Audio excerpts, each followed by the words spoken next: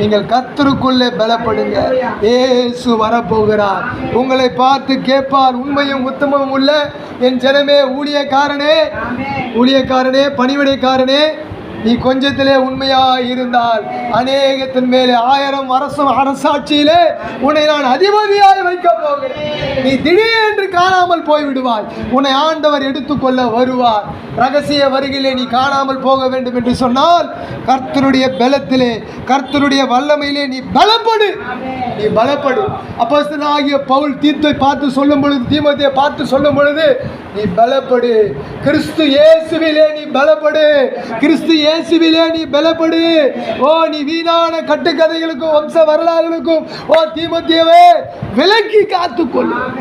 உங்களையும் என்னையும் விலக்கி காத்துக்கொண்டு என் இயேசு வரப்போகிறார். உங்களுக்கு எந்த இடத்துல உங்களை பிரசங்கம் பண்ண கூட்டாலும் தொண தேவையில்லாமல் பேசாதீங்க. உங்களிடத்துல ஆண்டவர் இருக்கிறார். உற்சாகப்படுத்து. அந்த பாஸ்டர் இந்த பாஸ்டரை பார்த்தெல்லாம் பேசாத. இயேசு கிறிஸ்து உன்னை பார்த்து என்ன சொல்லுகிறார் அதை சொல்லு. நீதான் இந்த கடைசியினுடைய தீர்க்கதரிசி, நீதான் கடைசி காலத்தின் தீர்க்கதரிசி, நீதான் கடைசி காலத்தினுடைய ஊழியர், நீதான் கடைசி காலத்தினுடைய மேய்ப்பன், நீதான் கடைசி காலத்தினுடைய பாதுகர், நீதான் கடைசி காலத்தினுடைய எச்சரிப்பு செய்யக்கூடிய தேவன் மனிதன். ஆகவே உன்னை குறித்து ஆண்டவர் தூரத்து செய்திகளை வைத்திருக்கிறார். நீ பேசும் பொழுதே அபிஷேகம் வரும், நீ சிந்திக்கும் பொழுதே அபிஷேகம் வரும்.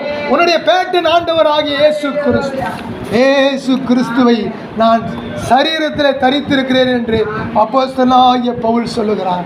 ஆகவே அன்பானவர்களே, நீங்கள் சாதாரணமானவர்கள் அல்ல. உங்களிடத்தில் அபிஷேகம் இருக்கிறது. கடைசி காலத்தில் நீங்கள் செய்ய வேண்டிய ஒரே ஒரு காரியம், அவருடைய சத்துவத்தின் வல்லமையிலே நீங்கள் பலப்படுங்கள். கர்த்தர் உங்களை ஆசீர்வதிப்பாராக. எபேசியர் 6:18 நாம் வாசிப்போம்.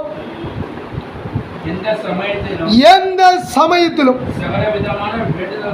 சகல விதமான வேண்டுதலோடும் விண்ணப்பத்தோடும் ஆவியிலே ஜெபம் பண்ணி அதன் பொருட்டு மிகுந்த மன உறுதியோடும்